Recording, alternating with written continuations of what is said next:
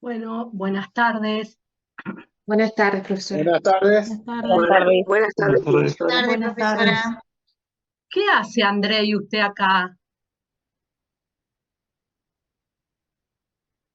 ¿Cómo que hago ¿Usted, acá?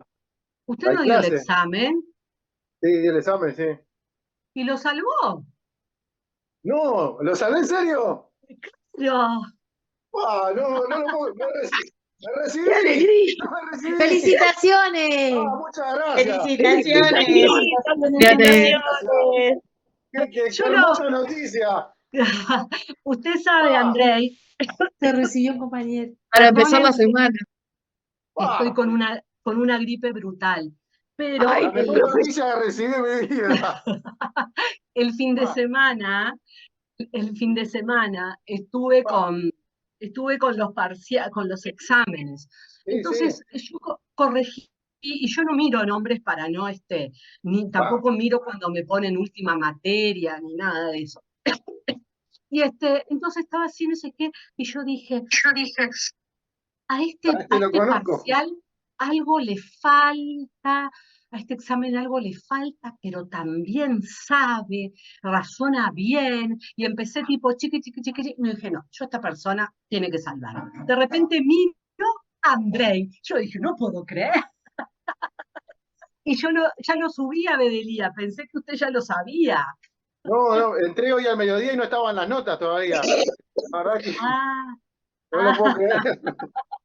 sí, Andrei. pero, Bueno, profe, eh, espere, Anita, que estamos festejando, que visitando a profesora, Andrei. no. Igual Usted me voy sabe a que quedar yo no. oyendo la clase de la ¿Cómo? emoción. No voy a intervenir, pero me voy a quedar escuchando la clase. Después, No, Ahora que Andrés, se recibió, ¡Qué vaya, no, grande, vaya, qué grande, Andrés! vaya en el grupo de WhatsApp, claro, yo lo publiqué. Vaya con yo la no estoy en el familia, grupo de Andrés. WhatsApp, por eso. Claro, abrite Ah, algo, Andrei. Dejate de ah, clase. A festejar, Muchísimas compañero. gracias. Muchísimas claro. gracias. Vamos arriba. Bueno, Bueno, un beso unas y un abrazo felicidades grande para todos. Vamos arriba. generales. Felicitaciones. Suerte. Gracias. Mucha suerte. gracias. Disfrutá. Muchas gracias. Bueno, qué suerte, qué suerte. No, profe, yo le levanto la mano porque usted sabe que yo no sé manejar ahí. Tengo una Sí, gripe horrible. Debe de ser 2 semanas, gracias que estoy medicada. Usted ajá. sabe que sábado y domingo no podía hablar, no podía hablar. Pero o Mm, yo apago la cámara porque tengo una cara de muerta, pero saco No, todos los apuntes, todo. Es la última mía también, profesor. yo Pero lo sé, no Ana. sé, una chica, no la conozco, me dijo que yo fuera para adelante. Yo la di en julio, la única vez que di en mi vida fue con usted, una sola materia en mayo Sí, la di. Yo después ujú, hice, se llama de escucha, como es de oyente, y sí claro. hice taller, y ahora, ¿sabe? Le digo la verdad, estoy más contenta porque estoy más compenetrada. Es como que estoy entendiendo muchísimo más la materia. ¿Por qué le estoy prestando más atención? Porque era única. Claro, ¿Me bien, comprende? Anita. Sí. Igual Bueno, dígame después usted cuándo se va a presentar, porque así hacemos medio un ping-pong, porque ay, hay bueno, ciertas cositas doctor, ahí que hay que ajustar, entonces, sí, eh, yo no las di en junio, vio que no las di en junio, no no, me animé. no, está No, la di bien, solo en mayo, no me animé.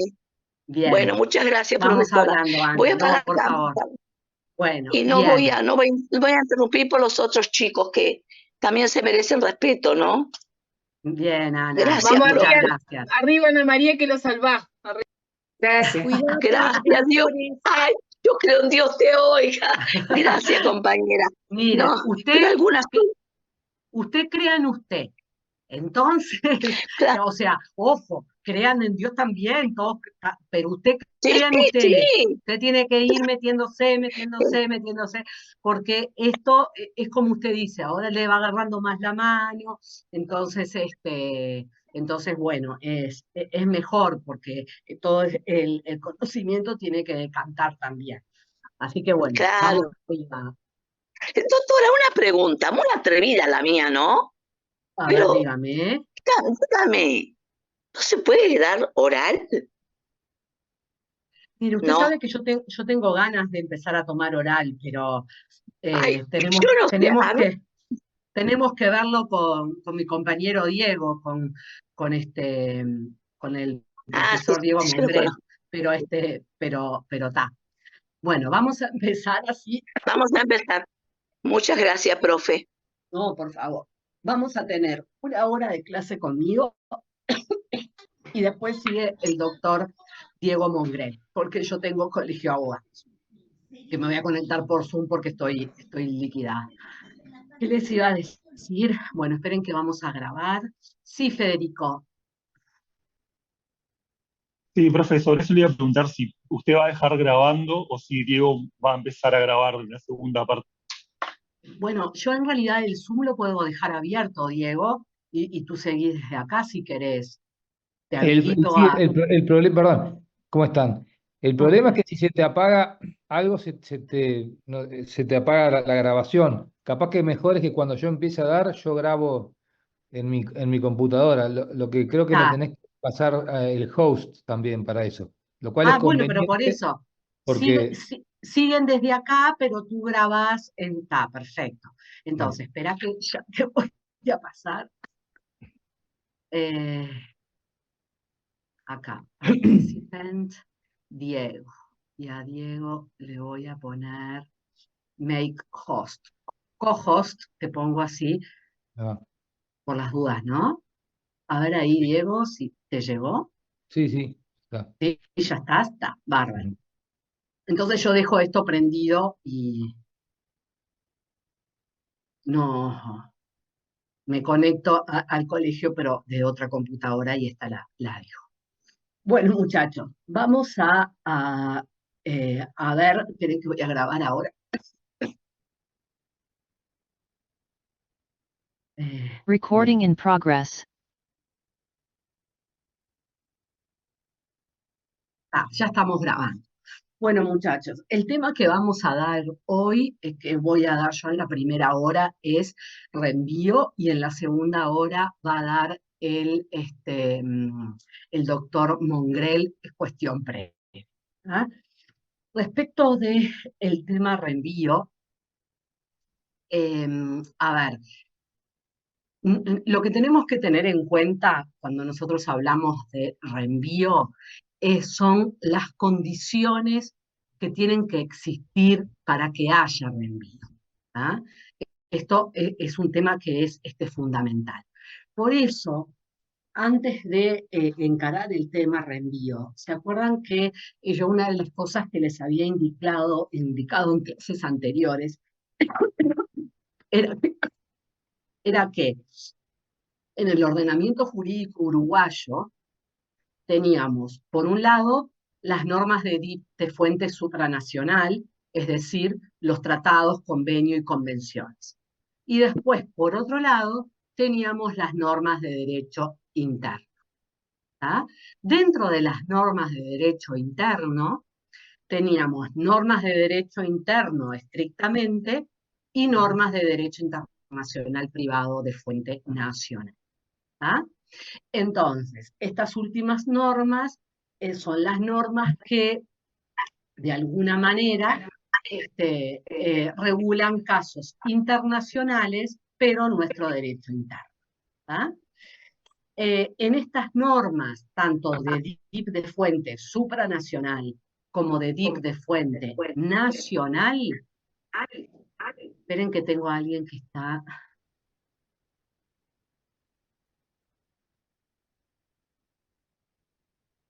A ver ahí. Tanto en las normas de DIP de fuente nacional como en las supranacionales, existen lo que se llaman normas de conflicto. ¿Se acuerdan que habíamos hablado que era, cuando desarrollamos el tema de el objeto y el método en la primera concepción, la conflictualista? ¿Se acuerdan que hablamos de las normas de conflicto? Eso luego después nos llevó a estudiar la estructura de la norma de conflicto, ¿no? Que, ¿se acuerdan que le sacamos una foto, categoría, disposición, y dentro de la disposición el punto de conexión? Para luego pusimos en funcionamiento esta norma. ¿Ah? Al poner en funcionamiento esta norma, lo que vimos fue la calificación, es decir, ubicar la relación jurídica dentro de una única categoría de las categorías que me ofrece el subsistema aplicable. ¿Cuál es el subsistema aplicable? El tratado, convenio, convención o la norma de DIP de fuente nacional que resulta aplicable, ¿ah? Según con qué país me esté vinculando el caso. ¿Ah? Bien, entonces, avanzando en esto, vamos ahora al reenvío. Existen, aclarado todos estos temas, existen 3 condiciones que deben de darse. Sí, o sea, conjuntamente, es decir, no es que pueda darse una y luego la otra, no, se tienen que dar las 3 para que exista reenvío. Una de ellas es la que se denomina referencia máxima. ¿Qué quiere decir la referencia máxima? Es cuando, recuerdan que la norma de conflicto me remite a un derecho para solucionar el caso. La capacidad se regula por la ley del domicilio. El domicilio, la ley del lugar de domicilio de la persona, me va a decir cuando ella es capaz o no. Pero ahí, si yo hago ese tipo de razonamiento, yo no estoy haciendo una referencia máxima, estoy haciendo una referencia mínima. ¿Por qué? Porque estoy diciendo, ya voy, Federico, estoy diciendo, la capacidad se regula por la ley del domicilio, estoy yendo al domicilio de la persona y estoy yendo al derecho interno del domicilio de esa persona. ¿Tá? Entonces, eso se llama referencia mínima. Ahí no va a haber reenvío. ¿Cuándo va a haber referencia máxima? Cuando yo diga, por ejemplo, la capacidad se regula por la ley del domicilio y voy a la ley del domicilio de esa persona, pero no tomo en cuenta el derecho interno, sino también tomo en cuenta todo el ordenamiento jurídico y también las normas que regulan casos internacionales. Entonces, si hago esa referencia máxima, se va a dar uno de los elementos del reenvío. La referencia máxima, entonces, es uno de los elementos del reenvío. ¿Qué implica la referencia máxima? Eso quería decirlo usted, Federico. Sí, profe, que se tiene en cuenta en realidad todo el ordenamiento jurídico. Claro, que en realidad, si ustedes se ponen quisquillosos cuando dice se toma en cuenta todo el ordenamiento jurídico, en realidad lo que se quiere decir es que se toman en cuenta las normas de derecho internacional privado, porque si se tomaran en cuenta las normas de derecho interno, no pasa nada y haríamos referencia mínima. Cuando se hace referencia máxima, dice que se toma en cuenta todo el ordenamiento jurídico, porque también se toman en cuenta las normas de DIP de ese lugar. Entonces, al tomar las normas de DIP del lugar del domicilio, puede ser que la norma de conflicto de ese lugar del domicilio me remita a otro derecho. ¿Ah? Entonces, ahí ya nos vamos acercando a lo que es reenvío. O sea que, para que exista reenvío, tiene que existir, debemos hacer, una referencia máxima. Es decir, cuando la norma de conflicto nos remite a un ordenamiento jurídico, no tomo en cuenta solamente las normas internas de ese ordenamiento jurídico, sino las normas de derecho internacional privado. ¿Tá? Entonces, si yo les pregunto, reenvío es igual a referencia máxima, ustedes me tienen que decir que no, porque para que se dé el reenvío se tienen que dar 2 requisitos más. Bien, Tatiana. Alem, Hola, ¿se me escucha? medio bajito yo al menos, pero sí. Sí, no, quería consultar porque entonces si no hay referencia máxima, no existe el reenvío. Claro, Porque yo había entendido reenvío como la parte dentro de una norma de estas de conflicto que me indica eh, la legislación aplicable para el caso, ¿no? no, esa es la solución del caso. Vamos a Claro, avanzar. yo había entendido que, por ejemplo, en esa norma de la capacidad se regirá por la ley del domicilio de la persona, ese reenvío que hace la ley del domicilio, eso ya en sí era un reenvío, eso era ya No, lo que considerábamos reenvío. no, no, no, no, no. Bien, Alem, que plantee esto, porque puede ser la duda de varios. No, eso es una referencia mínima. Es decir, se remite a el derecho de un Estado. Esa es la aplicación en sí de la norma de conflicto. Para que exista reenvío, tiene que haber una referencia máxima, que es esto que vimos, una referencia a todo el ordenamiento jurídico, y otras 2 condiciones que vamos a ver ahora. Eso no es reenvío. ¿Sí, Tatiana? No, para decir las otras 2 condiciones, para nombrarlas, Ah, espéreme. Bueno, sí, ¿está? dígalas y yo después lo repaso. Sí. No, que se tiene, para ir por el compañero también, que en realidad se tienen que dar 3 requisitos. La referencia máxima, existir puntos de conexión distintos, o sea, sí, distintos, y existir derecho internacional privado de fuente nacional en cada uno, en cada Ujú, estado. claro, es decir, vamos a ir desarrollando esto. Una de las características que tiene que haber es que haya referencia máxima. ¿Ah? Sí, son acumulativos, Federico, se tienen que dar todos. La segunda es que haya normas de conflicto en el orden jurídico remitido. Porque, después lo vamos a entender, si no existe normas de conflicto en el orden jurídico remitido y son normas materiales, me quedo ahí, no va a haber reenvío. Y la tercera es que en el ordenamiento jurídico remitente y en el ordenamiento jurídico remitido existan normas de conflicto que regulen esa categoría de forma distinta, es decir, que se utilicen distintos puntos de conexión. Vamos a explicar cada uno de ellos. ¿Sí, Solana? Profe, perdón. Ay, perdón. A ver, Quería explicar la de puntos de conexión distintos. ajá, bien, diga. Que, por ejemplo, si, digamos, Uruguay Espere. tiene En los ejemplos, espere que ahora nos metemos en los ejemplos y yo lo trabajo con usted. Así vamos conceptualmente y ahora nos metemos en el ejemplo, Solana. Federico, ok. usted de ejemplo no va a decir Sí, nada, perdón ¿no? que interrumpí. No. No, solamente iba a mencionar que debe darse un conflicto para que se aplique el reenvío.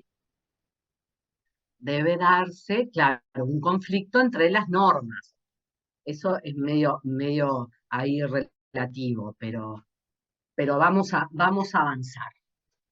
Yo les quiero ir viendo, por eso es que la paré a Solana, porque yo a través de este ejemplo les quiero escribir, les quiero hacer entender los 3 requisitos del reenvío. Imagínense que este es el ejemplo que se pone que se pone para entender el tema, lo van a encontrar en todos los textos. Vamos a ver cómo se determina la capacidad de una persona que es nacional uruguaya y que está domiciliado en Francia. ¿Tá? Ese es el caso.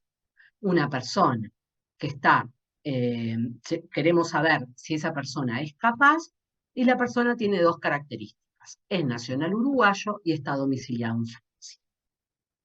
Entonces, vamos a aplicar referencia mínima.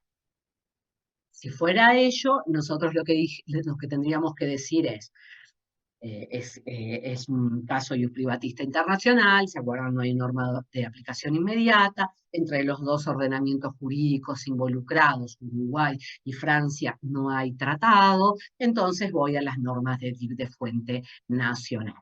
La ley de DIP de fuente nacional aplicable es la 19920, que establece que la capacidad de la persona se regula por la ley de su domicilio. Si hago referencia mínima, voy a Francia, porque la persona está domiciliada en Francia, y le pregunto al derecho francés interno a qué edad se adquiere la mayoría de edad. Me dice a los 18 años, entonces yo le pregunto a la persona qué edad tiene, y si tiene esa edad, entonces es mayor de edad para realizar determinados actos. Ahí yo hice una referencia mínima, porque me fui al derecho interno francés. Ahí no hay reenvío. ¿Cuándo hago una referencia máxima? En la misma situación, si yo quiero saber si la capacidad de la persona, de esta persona nacional uruguaya con domicilio en Francia, es capaz, digo, bueno, la norma de DIP de fuente nacional es la la 19920, y dice que la capacidad se regula por la ley del domicilio. Pero ahí no hago una referencia mínima, voy a hacer una referencia máxima, y voy a tomar en cuenta todo el ordenamiento jurídico francés, incluso sus normas de conflicto. Entonces, ¿qué es lo que sucede? Ahí hago la referencia máxima, tomo todo el ordenamiento, no me voy directamente al Código Civil francés, tomo todo el ordenamiento, referencia máxima. Segundo requisito, en Francia, ¿la capacidad se regula por una norma de conflicto? Sí, tengo una norma de conflicto que me dice que la capacidad de las personas se regula por la ley de la nacionalidad.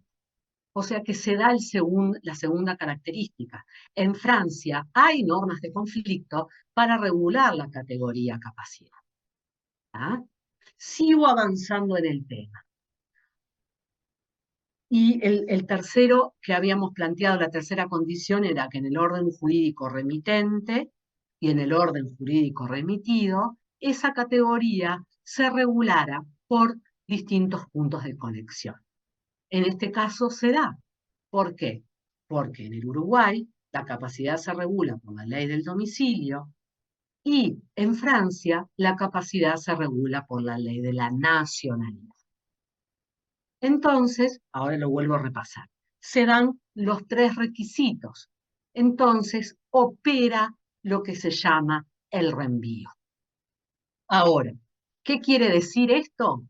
Que entonces, para determinar la capacidad de esta persona, ¿qué es lo que tengo que hacer?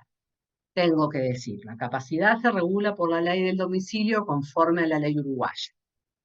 Voy a Francia, hago una referencia máxima, tomo todo el ordenamiento, como tiene normas de conflicto, que me da una solución distinta a la ley del domicilio, bueno, aplico. Se va a regir la capacidad de esta persona por la ley de la nacionalidad.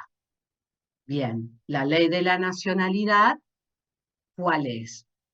Es Uruguay. Entonces, vuelvo a Uruguay. Si yo en Uruguay hago una referencia máxima, voy de vuelta a la ley del domicilio, que me manda Francia. Si hago una referencia máxima, Francia me va a volver a Uruguay. Y ahí voy a estar en lo que se llama la raqueta internacional, yendo de un lugar a otro sin llegar a la solución. Por eso es que se habla de que en el reenvío de primer grado, esto queda determinado en el primer reenvío. ¿Qué quiere decir? Claro, el ping-pong. En este caso, ¿qué quiere decir? Que Yo digo, tengo que saber la capacidad de una persona nacional uruguaya con domicilio en Francia. Aplico la ley 19920. La capacidad se regula por la ley del domicilio. Voy a Francia. Voy a Francia a sus normas de derecho internacional privado. Tengo una norma de conflicto. Esa norma de conflicto tiene una solución como punto de conexión distinta de la mía, porque yo utilizo la ley del domicilio y Francia utiliza la ley de la nacionalidad.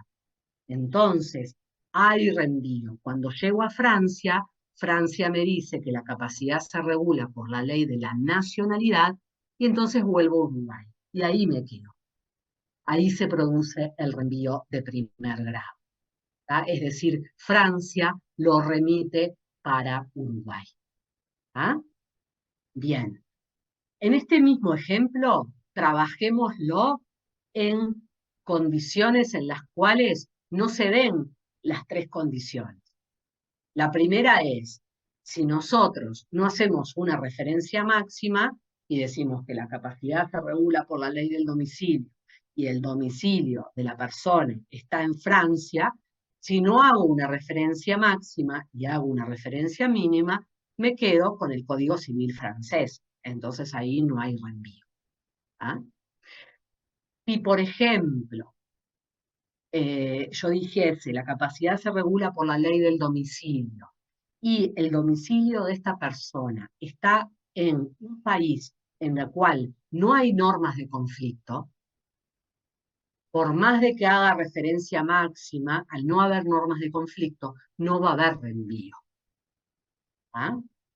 Y por ejemplo, respecto del tercer punto, imagínense que en este mismo ejemplo, la capacidad se regula por la ley del domicilio y el domicilio de la persona esté en un país cuya norma de conflicto diga que la capacidad se regula por la ley del domicilio, tampoco hay reenvío, porque tengo en la norma de conflicto del Estado remitente, que sería el uruguayo, y la norma de conflicto del Estado remitido, que sería XX, ¿no?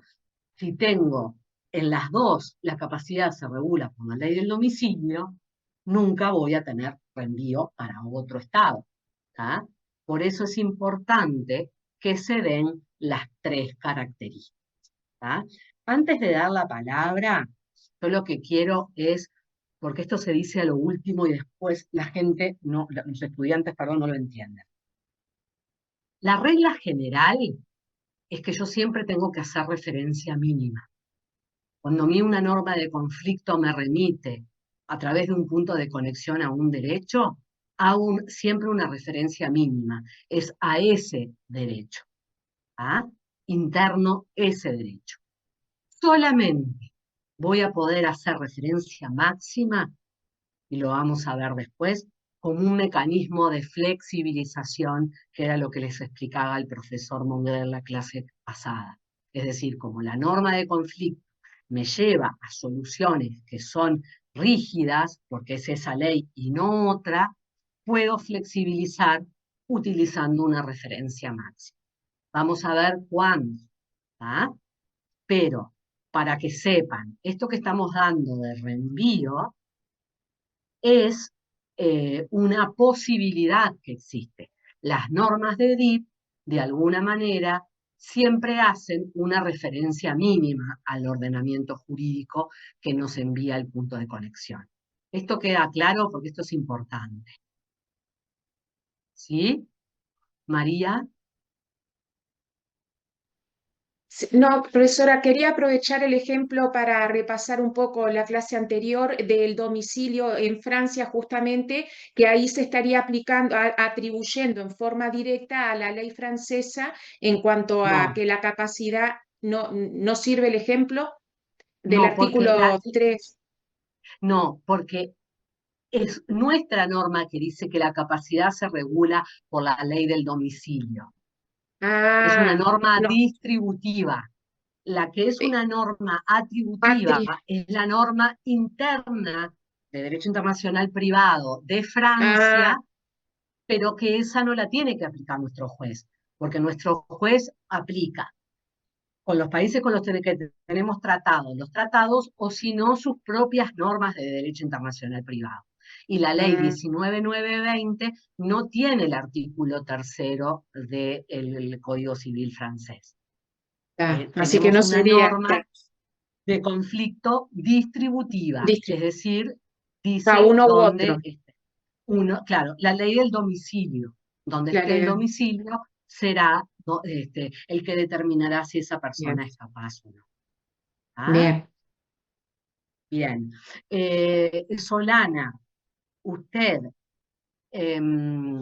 porque yo por eso que yo quería ir explicando este ejemplo, porque lo voy, no sé si usted quiere poner otro o quiere hablar del reenvío de segundo grado.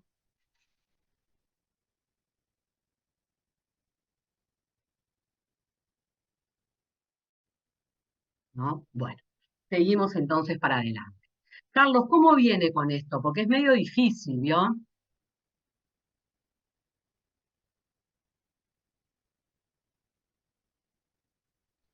Usted habló una vez y ahora quedó como referencia. Sí, escucho nomás. Está bien. Pero, ¿va entendiendo? ¿Va captando Sí, esto? perfecto. ¿Sí? Profesora, Está. ¿Sí? ¿qué tal? Buenas tardes.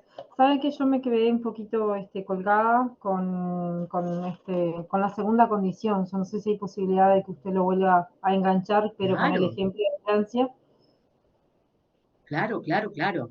La segunda condición es que en el derecho remitido por la norma de conflicto,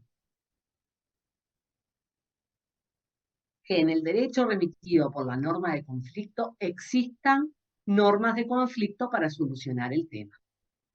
No haya normas materiales, porque si hay normas materiales no remite a ningún otro derecho. Por eso en el ejemplo que dimos, que la capacidad de una persona con domicilio en Francia, ¿no? Nosotros decimos la capacidad se regula por la ley del domicilio, para que haya reenvío, yo, como esta persona está domiciliada en Francia, tengo que remitir a todo el ordenamiento jurídico francés, tengo que ver si en el ordenamiento jurídico francés existen normas de conflicto, y si esas normas de conflicto tienen una solución distinta o utilizan un punto de conexión distinto a las normas mías para regular esa capacidad. O sea, la segunda es que existan normas de conflicto. ¿Entiende, Ana? Sí, profesora, sí, gracias. ¿Sí? Bien. Federico. Profe, sí, en realidad, porque hay una pregunta de Oviedo en el chat y yo la iba a contestar, pero no estoy seguro si la respuesta es correcta. Él pregunta si el reenvío está determinado por la propia norma. Yo iba a comentarle, por lo que leí, que el reenvío puede estar prohibido en la norma o puede estar admitido tanto expresa como tácitamente. Claro, es decir, eso es así. No me quiero adelantar, Federico, en el orden de la exposición, pero no vi esa pregunta, le agradezco mucho. En sí, para tranquilidad del compañero, vamos a encontrar normas que a texto expreso, como bien dice Federico, prohíban el reenvío. Y para tranquilidad del compañero, vamos a encontrar normas que a texto expreso admitan el reenvío. ¿Ah? Pero para la no tranquilidad del compañero, vamos a encontrar normas que no van a decir nada. Entonces, la regla general es que se va a hacer referencia mínima y solamente se va a utilizar el reenvío como un mecanismo de flexibilización para cuando el resultado de hacer una referencia mínima sea, vamos a poner estas palabras hasta que avancemos, no sea justo, por ejemplo. ¿Ah? Solana. Si no me equivoco, cuando usted preguntó por reenvío de segundo grado, es cuando al hacer el reenvío, el país al que nos remitimos nos envía a un tercer país, ¿verdad? Es correcto, Solana. Lo vamos a ver ahora también con un típico ejemplo de libro que se pone en todos los manuales. Pero, Antes vamos a hablar perdón, de Solana, está Solana haciendo, y después está Lem. Sí, haciendo referencia a esto, ¿no? Con la duda que estaban planteando en las preguntas con respecto al reenvío de primer grado. Ese reenvío de segundo grado es cuando se usa la referencia máxima, ¿verdad? no, siempre. En el reenvío de primer grado también hay referencia máxima. Claro, pero me refiero a que cuando usamos todo el ordenamiento es que nos remite, en el caso de Francia, a la capacidad por nacionalidad. Y en ese caso, si la nacionalidad no fuera la nuestra y fuera de otro país, nos estaría enviando a otro país, que es cuando entra el reenvío de segundo grado. Claro, habría dos referencias máximas, al derecho Pero- francés y al derecho remitido distinto, el tercer estado. claro. Y ahí siempre estamos en la obligación de usar siempre la referencia máxima.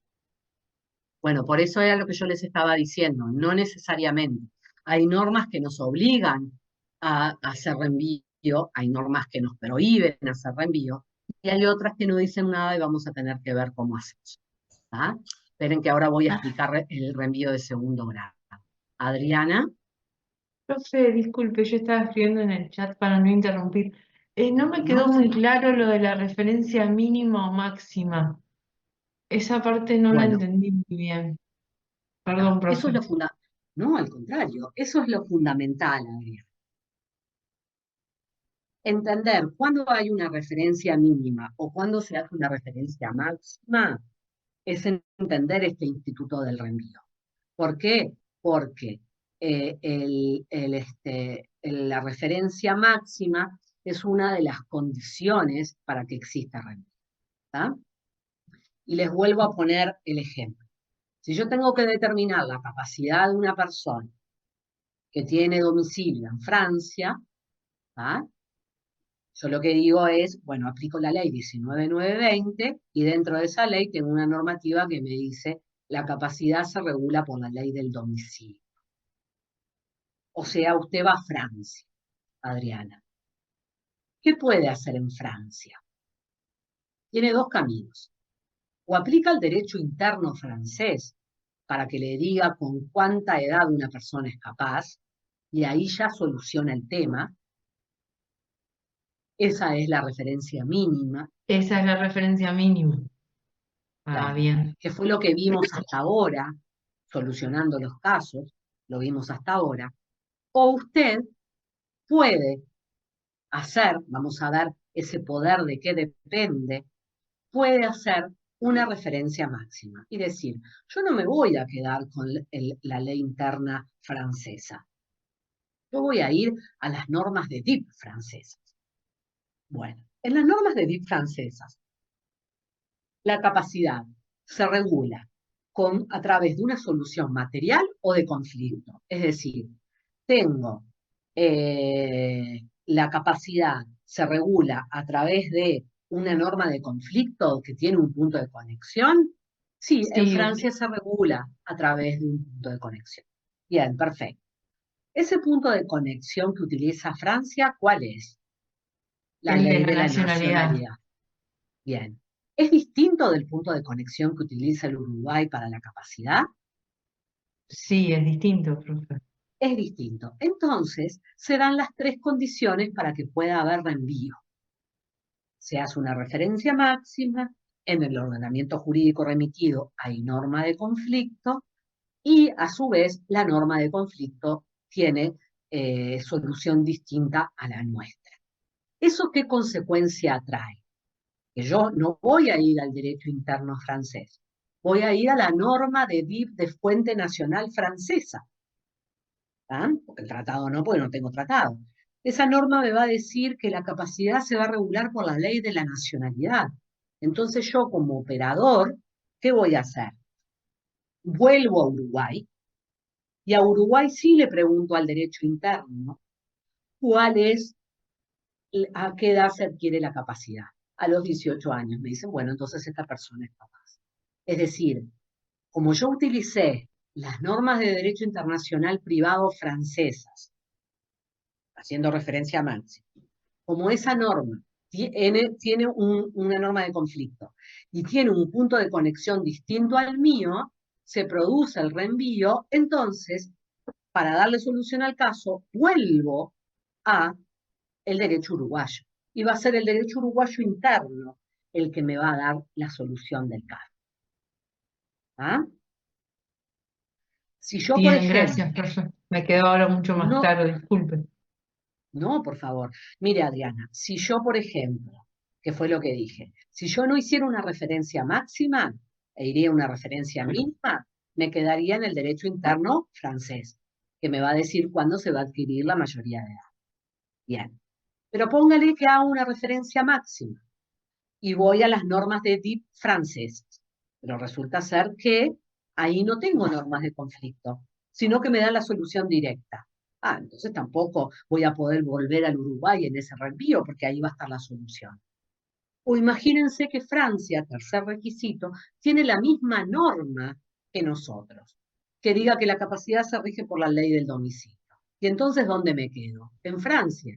Es decir, si no se dan las tres condiciones, siempre me quedo en Francia.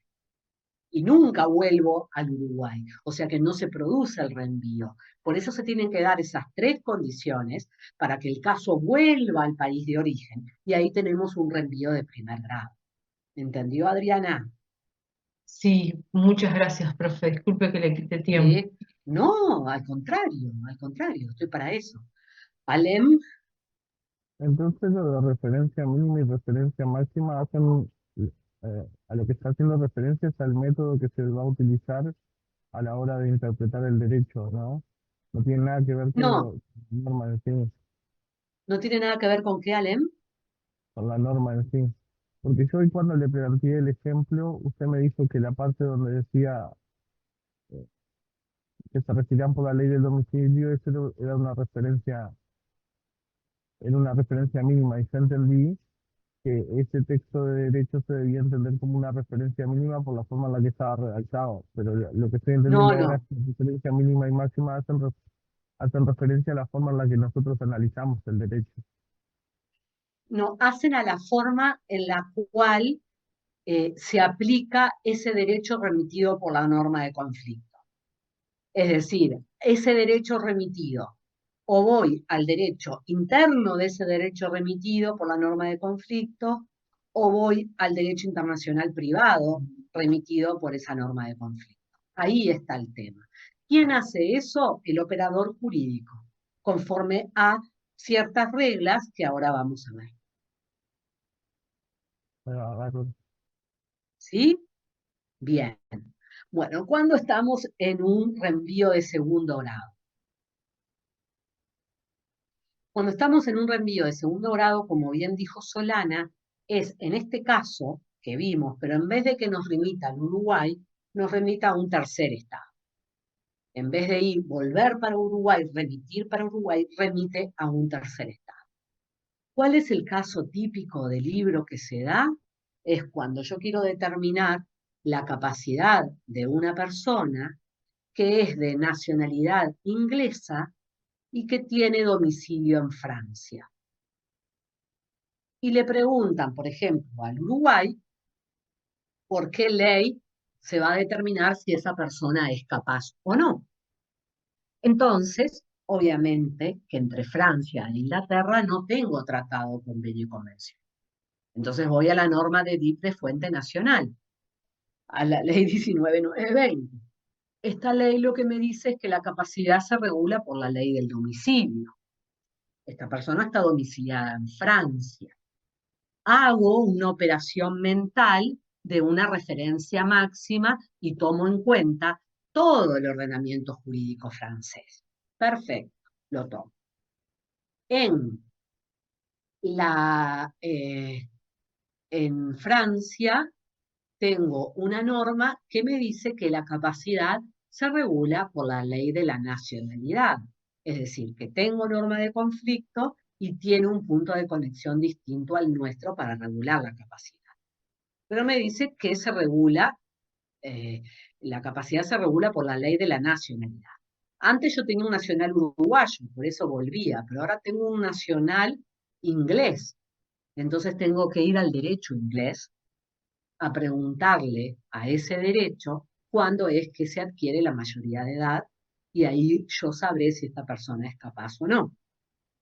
¿Entienden? Es decir, participa un tercer estado. ¿Ah? Una de las... después hay dos casos, no vino Diego, ¿no? Porque Diego iba a plantear el caso de Forgo y no vino.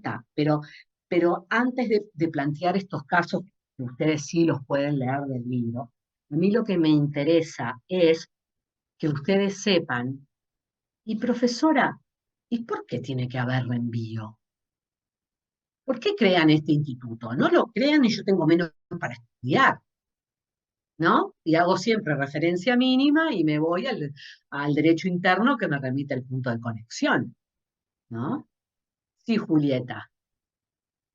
No, que yo había puesto eso en el chat, que no entendía, o ¿Y? sea, no entiendo el sentido, entonces, Ah, o claro. conceptualmente si tiene una definición o un sentido, como para de ahí yo entender el resto, porque si no es como, siento que son cosas sueltas, entonces no lo termino de Claro. enganchar. Bien, bien, Julieta, bien. Entonces, el punto es, ¿por qué yo, Julieta, me complico la vida para poder hacer haciendo una referencia máxima, si hago una referencia mínima y con eso soluciono el tema, me voy a los derechos internos de cada estado y ya está? ¿Por qué? Supongo que no habría tanta aplicación del derecho internacional privado, sino No, lo que sucede es que se dio un caso, todo esto siempre es porque hay casos que se dan que llevan a la doctrina, llevan a la doctrina, perdón porque si es el caso Porgo, Federico, miro el chat, le contesto a ustedes, por eso es que me corto. ¿Qué pasa, Julieta? Existe un caso, que es el caso Formo. No sé si alguien lo tiene, ¿no? Tatiana, ¿usted lo tiene? ¿Lo sabe?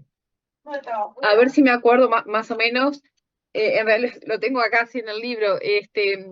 Él nació en Alemania y a los 5 años se fue con su mamá a Francia. Él Ujú, se casa en Francia, después a los 80 años fallece, pero sin dejar descendencia porque ya la esposa había fallecido y no tuvo hijos. ujú, Y entonces en Francia se abre sucesión, ujú. donde el fisco francés sería heredero, pero también se abre en Alemania. Sí, sí, sí. ¿Y? Y a estos se presentan herederos colaterales de Forgo. Siempre fue ante las cortes francesas el caso. Ahí está, él fue en las cortes, ahí está, sí, porque él fue Bartín, el fiscal Bartín fue que ¿puede ser? Martín, sí. Bartín, está. Dígale usted, profe, para que capaz que confundo yo mejor. No, no, no, no, no, no, no, no, no. No, y después no me acuerdo. Y el tema era que qué derecho correspondía aplicar en realidad. Y Ujú, en este caso se cumplieron los 3 requisitos que hablamos hoy, que se precisaba referencia máxima, puntos de conexión, todo eso, y se terminó quedando el fisco francés con los bienes de este señor. ujú. Porque ahí hay un problemita con el domicilio, que ahora vemos. Sí, Federico. Domicilio, Sí. porque él no había, o sea, nunca cambió el domicilio jurídico, sino que Eso, quedó en Baviera, en claro, Alemania. perfecto. Entonces, ¿qué es lo que pasa acá con esto, muchachos? El tema es que esta es una persona que, como bien dijo Tatiana, tenía su origen en Alemania, no tuvo descendencia, vino a Francia, compró bienes en Francia y fallece. ¿Ah? Entonces, ¿qué pasa? Francia utiliza el punto de conexión, que la sucesión se regula por la ley del domicilio. La persona estaba, decían ellos, domiciliado en Francia, entonces en Francia al no haber herederos legítimos, todo esto se declaraba una herencia yacente y por consiguiente no heredaba el fisco. ¿Ah? Resulta que se presentan parientes de origen bávaro de esta persona a reclamar sus bienes. Entonces esto también se lleva a la corte, colaterales por parte de la madre, claro, se lleva a la corte para discutir este tema y lo que la corte dice es lo siguiente. Bueno, a ver, no me importa si hay domicilio o no de esta persona, porque esta persona tiene bienes muebles, ¿tá?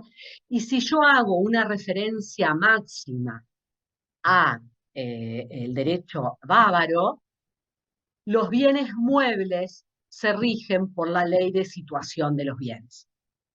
O sea que vuelvo también a Francia.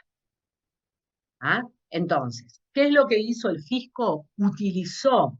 Realizó una referencia máxima, porque él dijo, bueno, si la sucesión se rige por la ley del domicilio, él no está domiciliado acá, yo pierdo todo, dijo el fisco.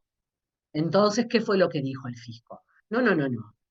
Hay que ir al derecho bávaro, que es donde tiene el domicilio la persona, sí. Pero no hay que hacer una referencia mínima y quedarme ahí en el derecho bávaro. Lo que tengo que hacer es una referencia máxima a todo el ordenamiento jurídico bávaro.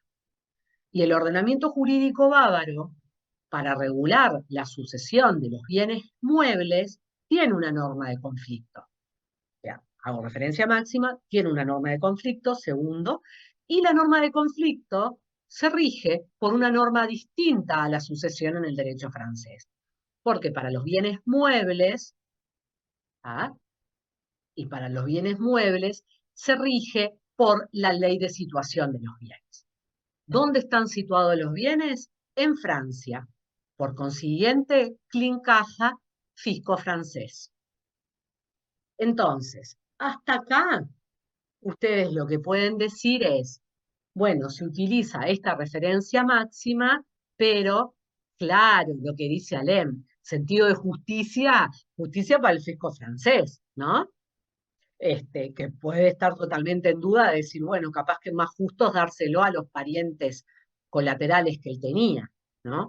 Pero sin perjuicio de en ese momento qué era lo que correspondía hacer, como no había una norma que obligara a la referencia máxima ni mínima, la Corte en Francia terminó haciendo una referencia máxima y así se resolvió el tema. Entonces, ¿qué pasó? Ahí se empezó a hablar del tema reenvío.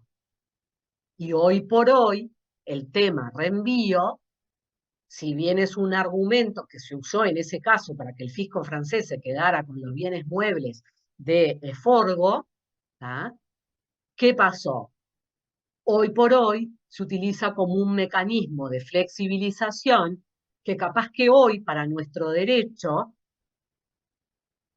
no se justificaría hacer un reenvío porque el reenvío perjudicaría a los familiares del bávaro y por consiguiente, si hacemos una referencia mínima, en el caso Forgo, heredarían los parientes de él. ¿Tá? Ojo que no tenía descendencia y eran parientes que tampoco nada que ver, ¿eh? Pero, ¿dónde está la justicia? Bueno, ahora vamos a ver la aplicación, el límite de estas normas. ¿Sí, Rodrigo? Hola, profe. Me queda una duda que yo leí en los libros de Fresnedo, que no sé si se aplica solo para este caso o en reenvío en general, que dice que Sí. no se tendría que aplicar el reenvío, o sea, haciendo referencia a la norma máxima de todo el ordenamiento jurídico, Si no, sería, no fue como era lo que había pensado, pero, o sea, sino que había que hacer referencia mínima, ¿puede ser? Mire, si hace referencia mínima, no hay reenvío. Y ahora Claro. vamos a darle en este minutito que me queda, les voy a decir lo siguiente. Y capaz que con esto ustedes van a entender. Históricamente, las normas de conflicto, lo que siempre se hace es una referencia mínima. Es decir, se aplica el derecho interno remitido por la norma de conflicto a través de su punto de conexión. Si la capacidad se regula por la ley francesa, si la capacidad se regula por la ley francesa y la persona está domiciliada en Francia, voy al derecho francés y el derecho francés interno me dice si la persona es capaz o no. Esa es la referencia mínima. ¿Ah? ¿Qué pasó? En la Convención de Normas Generales no se reguló el reenvío. ¿Por qué? Porque Alfonsín, nuestro profesor Quintín Alfonsín, era contrario al reenvío. Entonces se quiso hacer como una especie, les estoy resumiendo, ¿no?, lo que ustedes pueden leer. Era contrario al reenvío. Entonces no se lo quiso ni establecer ni prohibir. No se dijo nada del reenvío. Yo también, dice Alem, bien Alem, usted y Quintín Alfonsín un solo corazón. Bueno, entonces, ¿qué es lo que pasó? Durante mucho tiempo, la doctrina era contraria al reenvío y decía, no, las referencias tienen que ser mínimas.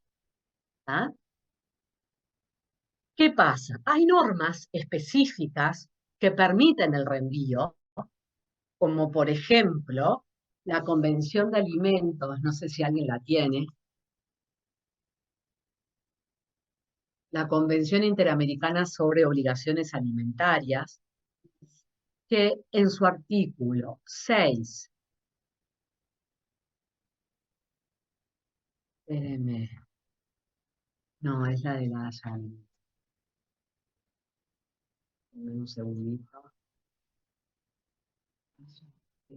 Alimentos.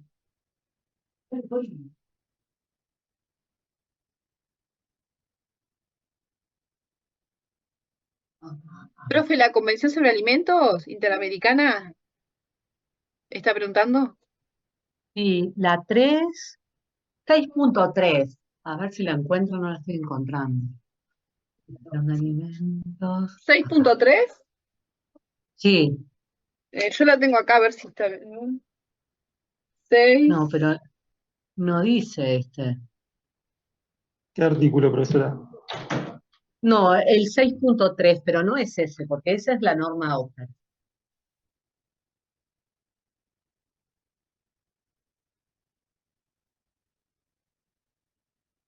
Espérenme un segundito.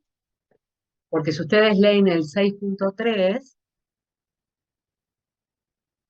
se regula y da la norma más favorable a uno y a otro.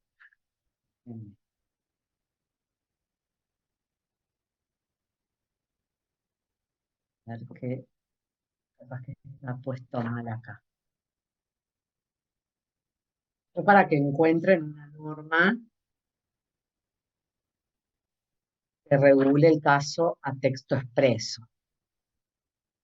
A ver, acá tenemos la Convención de Normas Generales, claro, porque es la de Nueva York de alimentos, por eso era que yo no entendí, por eso vio que yo puse no Sí, es, es no es otra, la profe. de, claro.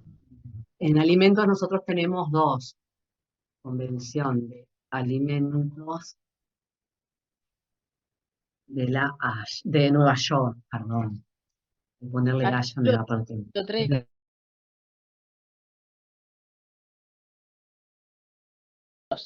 Esa misma, sí. Extranjero de 1956. Sí, esa misma, correcto. Dice, no sé si lo tienen por ahí, no obstante, cualquier disposición de esta convención, la ley aplicable a la resolución de las acciones de alimentos y de toda cuestión que surja con ocasión de la misma, será la ley del Estado del demandante, inclusive el derecho internacional privado de ese Estado. Acá nos está habilitando a poder hacer una referencia máxima. ¿Ah? Si se dan las otras condiciones en la ley de ese Estado, bueno, tendremos reenvío. Pero nos está permitiendo remitirnos a todo el ordenamiento jurídico. ¿Ah? Por su parte, el artículo 21 sobre la Convención sobre Jurisdicción de la Haya, esta la vamos a ver porque entró en vigor hace poquito, el artículo 21 dice, y esto está en el libro, no obstante, si la ley aplicable en virtud del artículo 16 fuera la de un Estado no contratante y las normas de dicho Estado remitieran a la ley de otro Estado no contratante que aplicara su propia ley, la ley aplicable será la de este último Estado. Si otro Estado no contratante no aplicara su propia ley, se aplicará la ley designada por el artículo 16. Es decir, acá dice que se tiene que aplicar la propia ley de ese Estado, no está permitiendo hacer una referencia más. Bueno, ¿y qué pasa en la ley 19.920? Que es lo último que tenemos que ver. A ver si alguien encuentra el artículo del reenvío. Artículo 12, profe. El 12, profe. Sí. Correcto, correcto. ¿Y qué dice el artículo 12? Cuando resultare aplicable el derecho de un Estado extranjero, se entiende que se trata de la ley sustantiva de ese Estado con exclusión de sus normas de conflicto. Lo establecido en el inciso primero. Hasta ahí. ¿Cuál es la regla entonces? ¿Referencia máxima o referencia mínima? Gaspar. Sí, mínima. Que se trata de una referencia mínima. Perfecto. O sea que la regla sigue siendo, si la capacidad de la persona se regula por la ley del domicilio, voy al derecho interno del domicilio de esa persona para que me diga si es capaz o no. Pero ahora vamos a ver entonces por qué estamos viendo esto, viendo este tema del reenvío. Sigamos. Con la lectura. Digo, no sé lo establecido en el inciso primero es sin perjuicio de lo establecido al texto expreso por otras normas, o cuando la aplicación de la ley... Hasta ahí. Lo establecido en el inciso primero es sin perjuicio de lo establecido a texto expreso en otras normas. Es decir, que hay normas que lo prohíben y hay normas que lo permiten, como vimos ejemplos. ¿Tá? Después, cuando veamos cada una de las categorías, vamos a ver si permite o no permite el reenvío. ¿Tá? Hasta ahí fue lo que vimos. Y ahora sí. O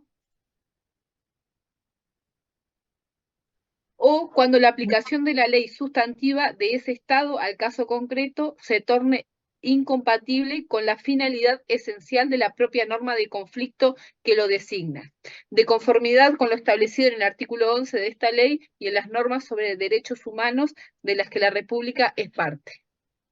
¿Tá? Es decir, acá está donde está el verdadero mecanismo de flexibilización. Y acá, muchachos, yo no les puedo decir cuándo va a permitirse el reenvío o cuándo no, porque va a depender del caso concreto. Ustedes como abogados pueden alegar la existencia de un reenvío cuando ustedes consideren de que la solución del caso, si no hay reenvío, afecta a la finalidad de la propia norma de conflicto, ¿ah? Conforme a lo que establece el artículo 11, y también la norma de derechos humanos. Leamos qué dice el artículo 11. Profe, faltó algo que en materia contractual no habrá reenvío. Eso lo vamos a ver cuando veamos contratos. En contratos no está permitido el reenvío. Gracias, Tatiana. No está permitido. O sea que ya sabemos que cuando dice lo establecido en el inciso primero es sin perjuicio de lo establecido a texto expreso por otras normas y también por esta, porque esta prohíbe el reenvío en materia de contratos. ¿Ah? ¿Qué dice el artículo 11? Con eso terminamos. Aplicación armónica. Las normas competentes para regular los diferentes aspectos de una situación determinada deben ser aplicadas armónicamente, tomando en consideración la finalidad perseguida por cada uno de los respectivos derechos, Las eventuales dificultades que puedan surgir se resolverán tomando en cuenta la equidad en el caso concreto. Perfecto. Finalidades perseguidas por la norma y equidad en el caso concreto. Ahí tenemos a los anglosajones, Cavers y Kerry, que hablaban de estos dos criterios, que ahora la historia no la damos, no la damos porque no da el tiempo, pero ellos son los que refirieron a este tema y fue consagrado el pensamiento de ellos en este artículo 11 y también en el artículo 9 de la Convención de Normas Generales que tiene el mismo contenido. Sí, Alem. Entonces, al final termina siendo una cuestión de equidad, ¿no? Porque la primera parte del artículo 11 es medio difícil que se dé, ¿no? Porque si sea cual sea la solución que brinden el derecho extranjero, siempre va a estar acorde dentro de su propio sistema de normas, ¿no? No, pero no necesariamente, porque capaz que la finalidad es proteger, por ejemplo, a los herederos y con la norma no se lo protege, entonces usted hace referencia máxima, por ejemplo. No necesariamente. Pero Por en eso, este caso por eso conflicto con lo que nosotros entendemos como proteger a los herederos, porque me imagino que si la norma está consagrada en el derecho extranjero y tiene la finalidad de proteger a los herederos, se entiende que los está protegiendo, diga lo que diga la norma, ¿no? Por lo bueno, menos pero para el si los derecho está extranjero. protegiendo, usted también puede decir, los estoy protegiendo haciendo este mecanismo de flexibilización. Es decir, ahí es como todo, va a depender del caso concreto para ver, y usted siempre va a tener que tener en cuenta dos criterios. Las finalidades perseguidas por las normas, al fijar estos criterios, y por otro lado la equidad en el caso concreto. Son los dos criterios que se tienen que tomar en cuenta. O sea que, muchachos, en definitiva, ustedes tienen que saber qué es el reenvío. Segundo, tienen que saber que está consagrado a texto expreso en algunos casos y en otros casos está prohibido.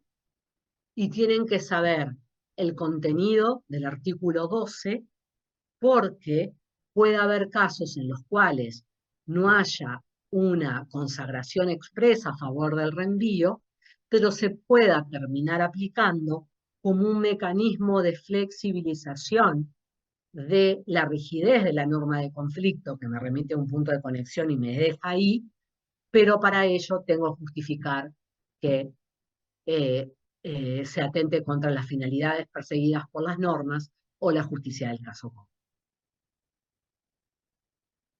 ¿Ah? Bueno, bien, muchachos. Entonces, siguen con el profesor Mongrel con cuestión previa.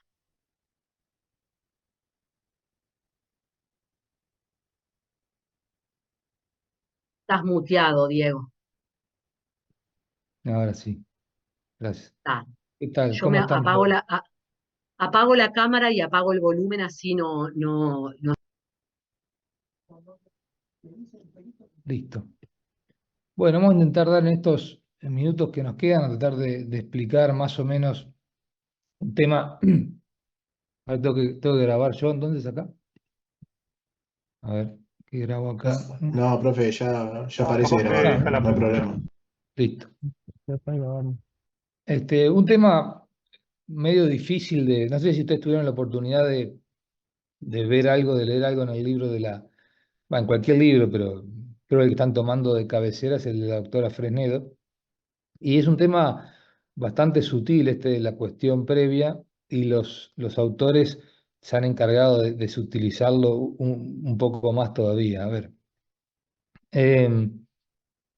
La cuestión previa fue descubierta, si se quiere, por unos autores alemanes que se llaman Wengler y Melchior, por ahí por 1932.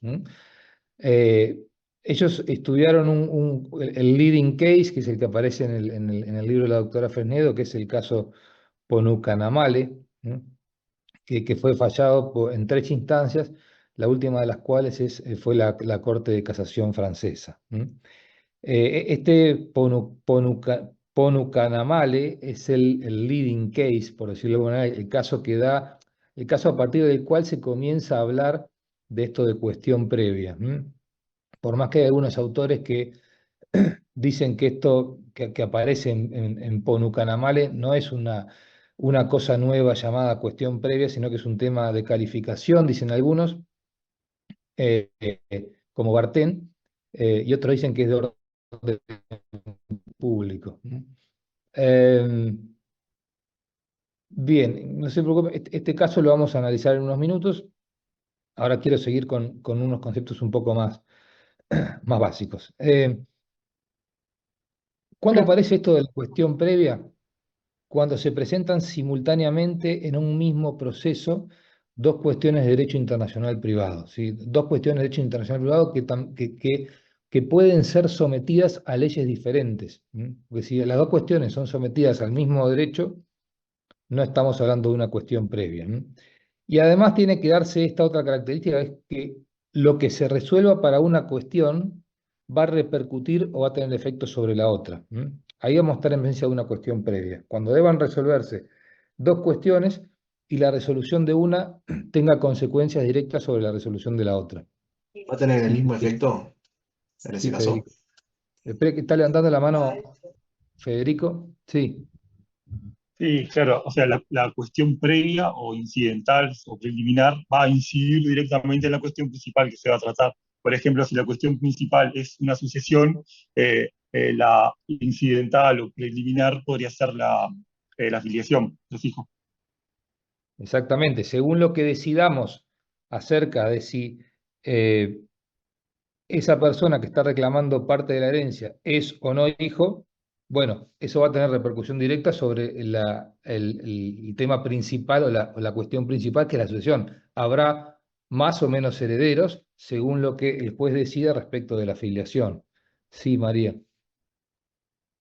Sí, profesor, yo leí algo de las dos teorías, que una era de la jerarquización, que justamente se jerarquiza la cuestión principal y con respecto a la cuestión previa va a quedar regulada, digamos, por la misma normativa de la principal. Se va a subsumir la cuestión previa a la principal.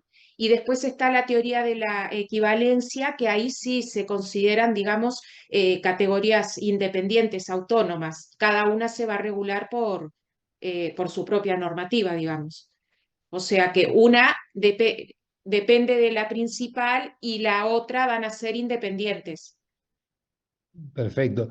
No, no es que dependa de la principal. La cuestión previa, ustedes no lo asocien con una cuestión accesoria o de menor importancia que la cuestión principal. En realidad son dos cuestiones separadas. Simplemente se llama cuestión previa por un tema, primero, de semántica y segundo, por un tema lógico, porque no se puede decidir la cuestión principal, digamos, que es la que caratura el expediente, sin antes decidir la cuestión previa. Pero la cuestión previa no es cuestión prejudicial, como dicen algunos autores, sino que, obviamente, de hecho, el mismo juez que decide la cuestión principal tiene que decidir sobre la cuestión previa. No hay un problema de jurisdicción en el tema de la cuestión previa, hay un problema de ley aplicable. Ahí la doctora en el libro hace una referencia, una sentencia de una letrada de Uruguay, en donde bueno, critica esa solución porque la letrada, la jueza, dice era un tema de filiación que se planteaba respecto a una sucesión, y la jueza dijo, no, el tema de la filiación lo tiene que resolver el juez competente, que es el juez brasilero, porque el derecho internacional privado uruguayo remitía al derecho brasilero para saber, para dirimir el tema si esa persona era o no era hija legítima. Entonces la juez uruguaya dijo, bueno, eso cuando lo resuelva el juez brasilero, ahí yo resolveré lo otro. Eso no es así, el juez brasilero no tiene nada que hacer acá. La cuestión previa tiene que ser resuelta por el mismo juez que tiene que está llevando la cuestión principal. Que tenga que aplicar el derecho brasilero es otra cosa. Sí, Daniel. Para bajarlo un poco a tierra, para entenderlo, podemos decir que la cuestión previa es un incidente y que el mismo juez que está conociendo la cuestión principal, o sea, la materia, es el que decide también sobre el incidente, básicamente. Sí, sí, podría decirse así, podría decirse así. Está.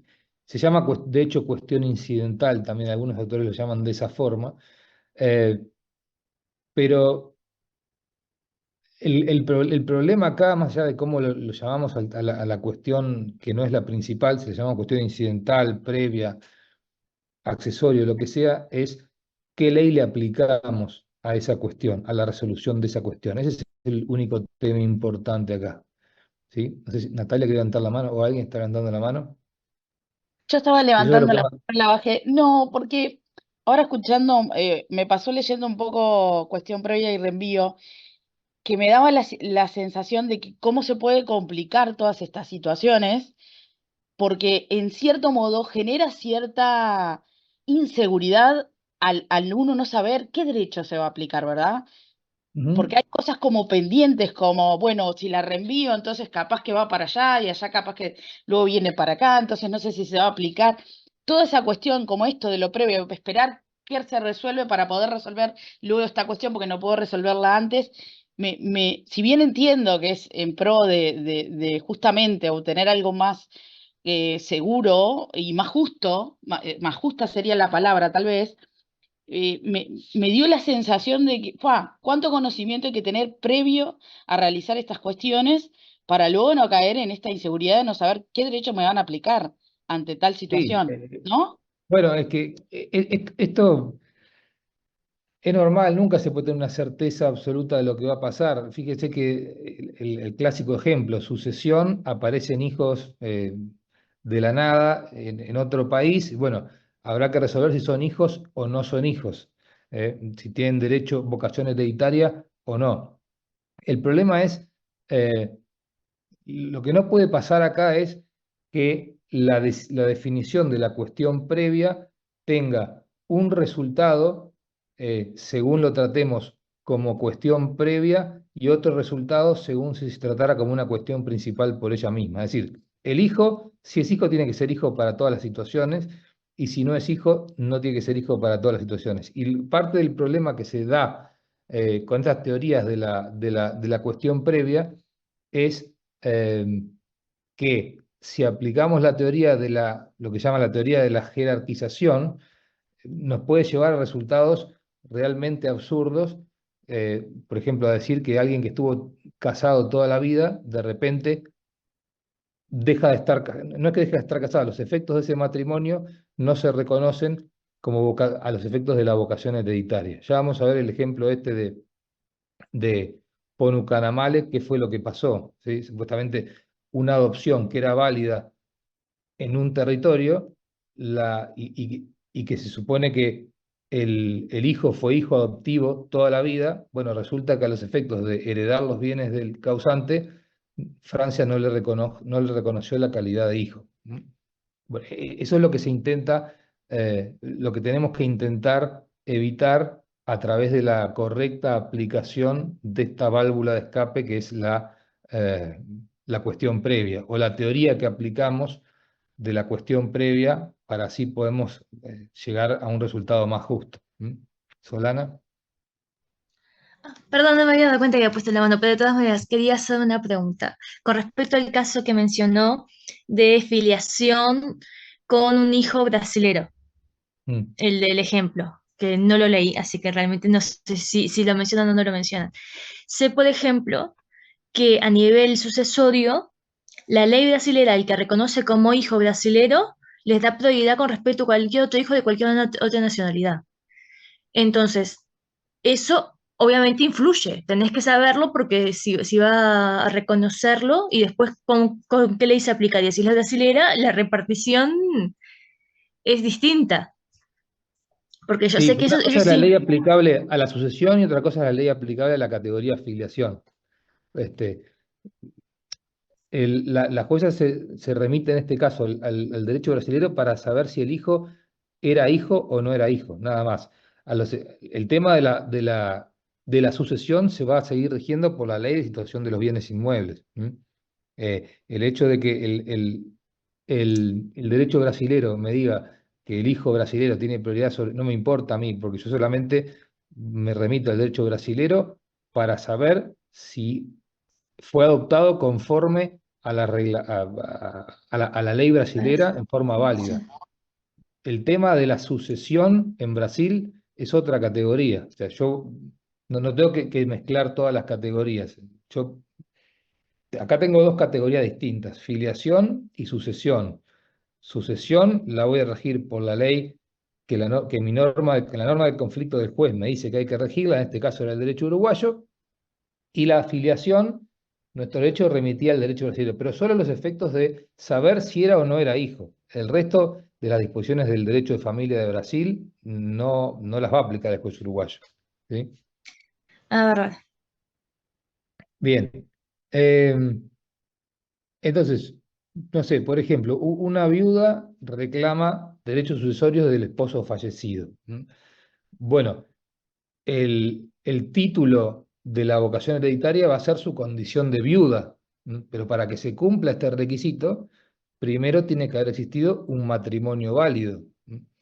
El ejemplo famoso respecto a esto es el del matrimonio griego, ¿sí? En el derecho griego, en una época, solamente se admitía el matrimonio si el matrimonio había sido celebrado en forma religiosa. Entonces, un griego que vivía en Grecia, o sea, domiciliado en Grecia, pero se había casado en el extranjero, en Inglaterra, donde no regía esto de la exigencia religiosa, se casó ante un notario, que es un símil de la figura de nuestro escribano, sin ningún tipo de formalidad religiosa, digamos. Entonces, este señor falleció en Inglaterra y dejó en Inglaterra algunos bienes muebles.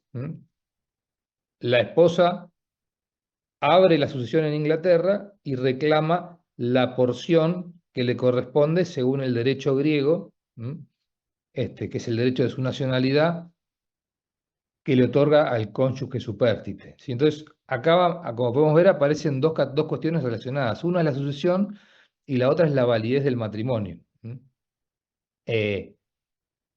La sucesión en el derecho internacional privado inglés se rige por la ley del derecho del último domicilio del causante, o sea, el derecho griego. Dijimos que el tipo estaba domiciliado en Grecia. Ese derecho griego le da derechos hereditarios a la viuda. Esta es la cuestión principal. Ahora, surgen dudas sobre si realmente es la viuda del muerto, porque para Grecia ese matrimonio no es válido porque no se celebró según el rito religioso que Grecia requiere. Entonces, para resolver la cuestión previa de la viudez, el juez inglés va a tener varias opciones, como vamos a ver más adelante. Puede decir, aplico el derecho griego, eso sería, no es válido este matrimonio, no tiene vocación hereditaria la señora, o aplico otros mecanismos de ajuste, digamos, que eviten que yo tenga que aplicar el derecho griego y pueda convalidar ese matrimonio, gente que siempre pensó que estuvo casada toda la vida. Lo justo para mí es que si ellos se casaron válidamente en un país, ¿cómo no le vamos a dar continuidad a esa relación jurídica, a ese estado civil? Entonces, ¿hay alguna válvula de escape que me permita no aplicar el derecho griego en este caso y someter esta cuestión previa a otro derecho? Bueno, vamos a ver que sí hay y que para eso se ¿El tiene reenvío? que... Sí. ¿El reenvío? No, justamente estamos hablando de cuestión previa. Pero está relacionado con el reenvío. Porque en este caso supongamos que el derecho inglés me dice la validez del matrimonio, el derecho internacional privado inglés dice la validez del matrimonio la voy a tener que juzgar según el derecho de la nacionalidad de los contrayentes. Bueno, el derecho griego, ahí estamos en el horno. Ahora, si yo en lugar de remitirme, si yo soy el juez inglés, y digo, ¿cómo hago para zafar de aplicar esta norma del derecho griego que me pide que el matrimonio, para convalidarlo, sea religioso? Y estos no se casaron religiosamente. Bueno, voy a interpretar que el reenvío que hace mi derecho internacional privado, el derecho internacional privado inglés, a la ley de la nacionalidad de los contrayentes, o sea, a la ley griega, no es al derecho material griego, sino al derecho internacional privado griego. Y de repente el derecho internacional privado griego dice, la validez del matrimonio se juzgará según, o se regirá por la ley de su celebración. ¿Dónde se celebró? En Inglaterra. Por lo tanto, el matrimonio era válido. Ahora sí lo puedo convalidar. ¿Cómo hice para hacer eso, para llegar a una solución más justa y para convalidar el estado de viuda de esta señora y darle su parte de la herencia? Bueno, utilicé el reenvío, si se quiere. La cuestión previa no la juzgué según la norma de conflicto, o sea, el derecho material que me remite mi norma de conflicto, sino que interpreté que la remisión que hace mi derecho, yo soy el juez inglés, mi derecho inglés, al derecho griego, es a todo el ordenamiento jurídico griego, incluyendo su derecho internacional privado, lo cual me hace volver al derecho material inglés, que fue donde se casaron las personas. ¿Se entiende esto? Es lo de la flexibilización que estaban diciendo. Exacto, exacto. Y acá vemos el punto de contacto que tiene el tema de la cuestión previa con el reenvío. Sí, Oviedo. Y dos cuestiones. Primero, me permito poner en duda el tema de si es justicia realmente o no justicia, porque en realidad creo que es más bien un tema ideológico, ¿no? De que la idiosincrasia de un país sostiene que es más justo versus lo que la idiosincrasia de otro país sostiene que es más justo, porque una persona que se casa en Grecia que no hubiera seguido los ritos no hubiera tenido acceso a ningún tipo de pensión, entonces no sé qué tan justo es. Pero lo otro era que con referencia a estos dos institutos, tanto el reenvío como la cuestión previa, que parecen, según lo veo yo, complicar más la cuestión, no se podría solucionar, no se podría llegar a la misma solución usando lo que habíamos visto en clases anteriores de que se opone a lo que es el orden interno y bueno, no me sale ahora la expresión correcta, pero Orden público internacional. al orden público internacional, o al orden público internacional al que se afilia el país. No, a ver, respecto de lo primero, usted tiene razón, Oviedo. El tema de qué es lo justo o qué no es lo justo, finalmente va a ser una decisión que tome el juez que tenga que aplicar la norma en el caso concreto. Por eso, igualmente, es que antes del tema de la equidad y de la justicia en el caso concreto, el derecho positivo, o sea, tanto la ley 19.920, ya vamos a ver, como la Convención de Normas Generales dicen que lo primero que se tiene que buscar es la satisfacción de las políticas subyacentes, que son más fáciles de encontrar o de identificar que la equidad, en el caso concreto, que es mucho más subjetivo. Entonces, en el caso este, no sé en el derecho inglés, pero en el derecho uruguayo, una de las políticas subyacentes del legislador es darle continuidad a las relaciones jurídicas. Entonces, en este caso, un juez, si en vez del juez inglés se hubiera tratado a un juez uruguayo, hubiera sido fácil justificar esa válvula de escape, esa utilización del reenvío, digamos, para poder darle la validez al matrimonio, diciendo que nuestro legislador está a favor del instituto matrimonio y también de la conservación de las relaciones jurídicas ya digamos, ¿cómo es? Ya consolidadas, por decirlo de alguna manera. Sin entrar al campo de si es justo o no es justo, el hecho de que una pareja esté casada válidamente según el lugar en donde se celebró el matrimonio es suficiente como para que un juez uruguayo convalide ese matrimonio. De hecho, por eso en Uruguay, para Uruguay la validez del matrimonio se rige por el lugar de la celebración. Y respecto de lo otro, el tema del orden público internacional es una excepción. Yo no puedo aplicar una norma extranjera justificando el orden público internacional. Lo que puedo hacer es desaplicar derecho extranjero, nada más.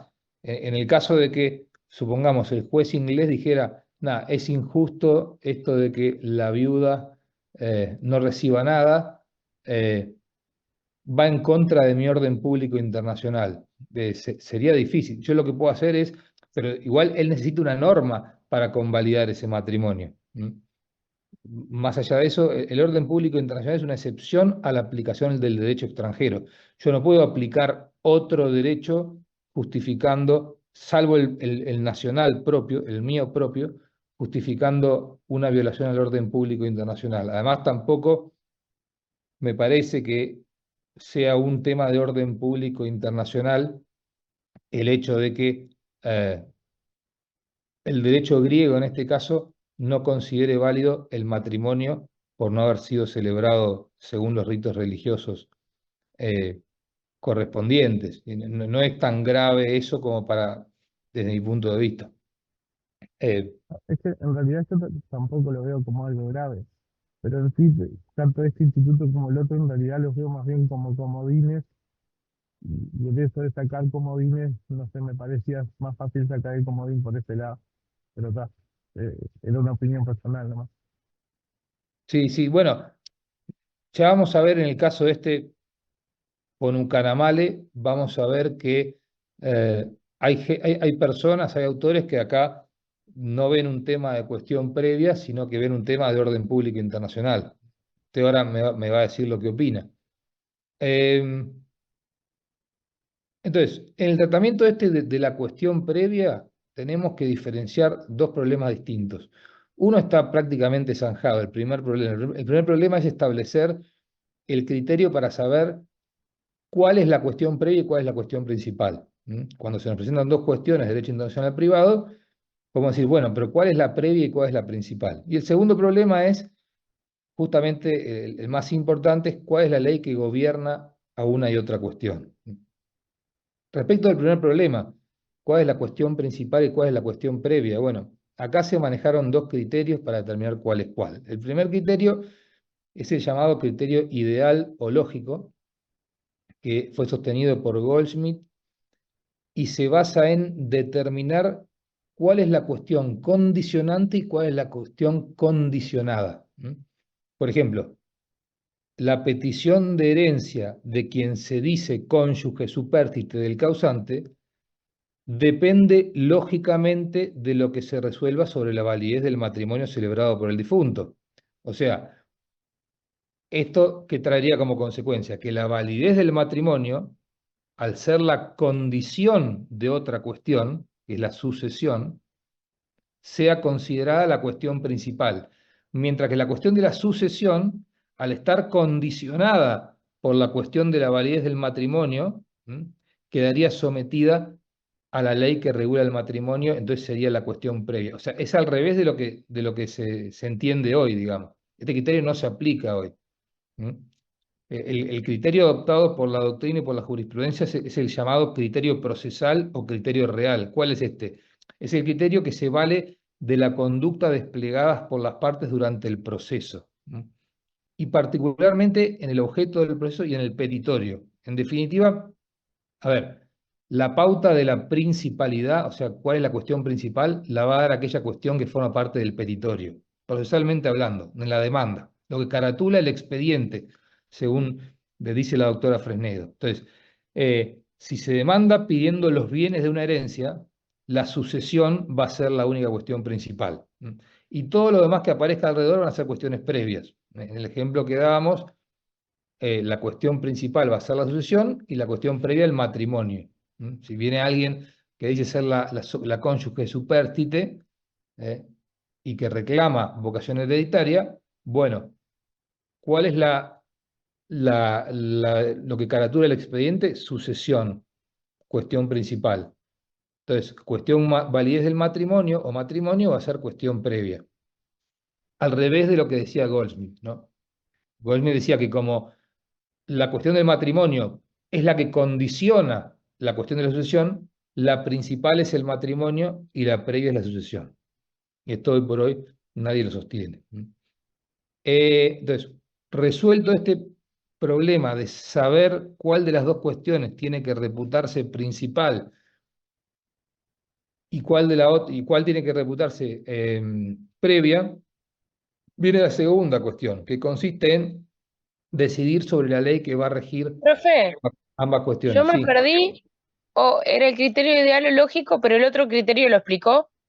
sí, real o procesal. Es Ah, básico, ah, es el que rige ahora. O sea, eh, a ver, la carátula del expediente va a ser la cuestión principal. Eso es básicamente, de vuelta. Si yo demando pidiendo los bienes de una herencia, la sucesión va a ser la cuestión principal y la señora que viene a decir que le corresponde parte de la herencia porque es la cónyuge supérstite, va a ser cuestión previa. Matrimonio va a ser cuestión previa. Vamos a tener que determinar, previo decidir el tema de declaratoria de herederos, vamos a tener que determinar si ese matrimonio existía o no existía, si era válido o no era válido. Obviamente, en el caso de que se discuta la validez del matrimonio. Entonces, ahora, cuando tenemos que decidir el segundo problema, que es la ley que rige ambas cuestiones, ¿qué ley se aplica sobre todo a la cuestión previa? Acá tenemos varias posibilidades. La primera, en realidad dos, y la segunda se subdivide en otras dos. La primera posibilidad es aplicarle a ambas cuestiones, o sea, a la cuestión principal y a la cuestión previa, una única ley. Y cuando digo una única ley, me refiero al mismo derecho material. O sea, en el fondo, ¿qué es lo que vamos a hacer acá? En esta concepción, digamos. Lo que vamos a hacer es, vamos a calificar la cuestión previa dentro de la categoría de la cuestión principal. En el fondo se hace eso. Esto es lo que se llama también la teoría de la calificación contingente, porque en realidad la calificación que se le otorga a la cuestión principal va a determinar el derecho material aplicable a la cuestión previa. Y la segunda posibilidad es que la cuestión previa y la cuestión principal se rijan por leyes diferentes. Esto es lo que se llama la teoría de la equivalencia o de la calificación normal, porque supone que se va a calificar a la cuestión previa según su propia categoría y se le va a aplicar una norma de conflicto autónoma, independiente del derecho material que resulta aplicable a la cuestión principal. Sobre esto vamos a Perdón, ver profe. más adelante, no se preocupen. Sí, No, que se me cortó cuando dijo que ambas cuestiones se van a regir ¿por qué? no sé qué dije. No, que en la explicación de la segunda se me cortó y no entendí. Bueno, la segunda Según es su que propia categoría. la cuestión previa y la cuestión principal se rigen por leyes diferentes. O sea, la primer posibilidad es, estamos respondiendo a la pregunta de qué ley aplicamos a la cuestión previa, para definir la cuestión previa, para decidir la cuestión previa. Una postura es el mismo derecho material que aplicamos a la cuestión principal. Y la segunda posibilidad es que la cuestión previa y la cuestión principal se rijan por leyes diferentes. Hasta ahí, fácil. De vuelta, esta segunda postura significa otorgarle cierta autonomía a la cuestión previa. Por eso se llama la teoría de la calificación normal o de la equivalencia. Porque supone que se va a calificar a la cuestión previa según su propia categoría y se le va a aplicar una norma de conflicto autónoma. Bien, vamos a empezar a explicar el criterio de la ley única.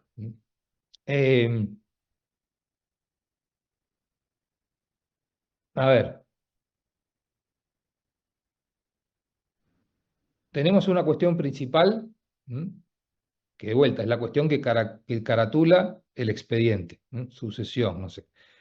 Lo que hacemos es consultar la norma de conflicto, lo que hace el juez uruguayo, estamos hablando siempre del juez uruguayo, porque si no ustedes no serían los profesionales intervinientes. El juez uruguayo lo que le vamos a pedir es que consulte la norma de conflicto aplicable a la cuestión principal.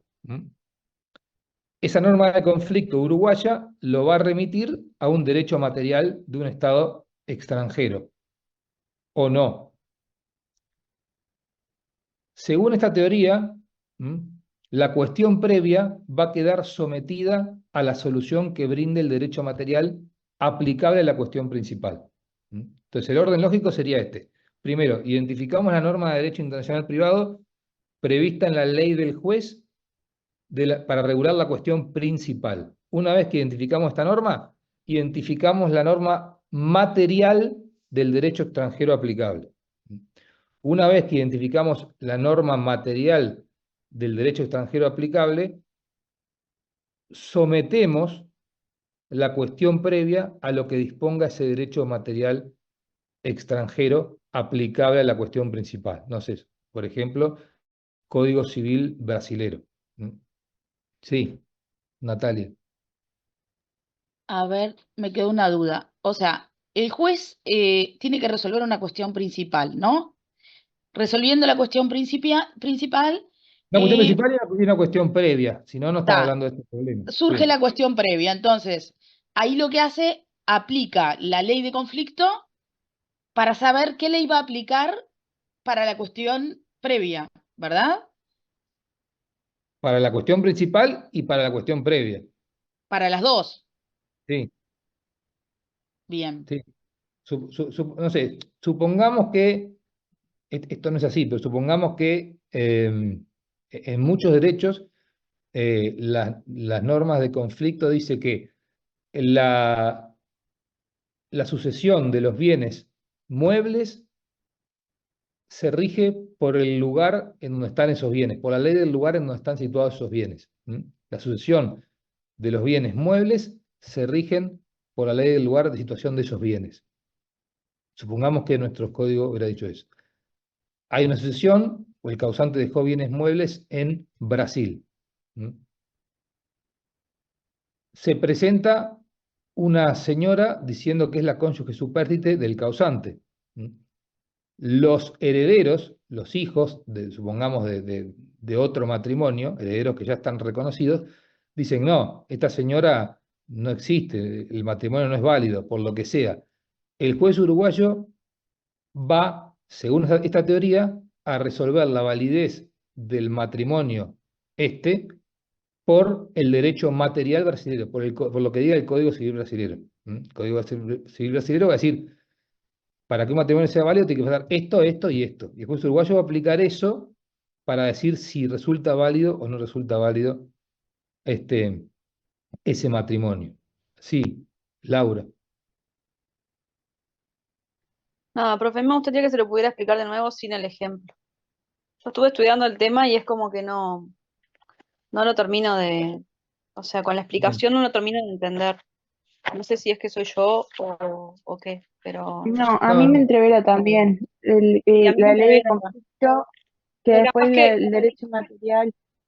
claro, capaz que si lo explica como si fuera como para tontos, con respeto de los compañeros, o para que nos podamos hacer, porque digo, es un tema que es complejo y aunque uno lo haya leído previamente, es dificultoso y bueno, y me parece que es importante. Gracias. Sí, bueno, lo explico como puedo explicarlo. A ver, yo lo voy a explicar con el ejemplo que voy a explicar ahora, que es el leading case, el caso Ponucanamale, y después la versión más light, sí, que no hay. Este es un tema que además, según el autor que uno agarre, lo califican de una manera o de otra. Bueno, a ver, ¿qué pasó en este caso? Este caso es ilustrativo para que ustedes vean esta teoría, porque la Corte francesa justamente aplicó esta teoría, la teoría de la ley única.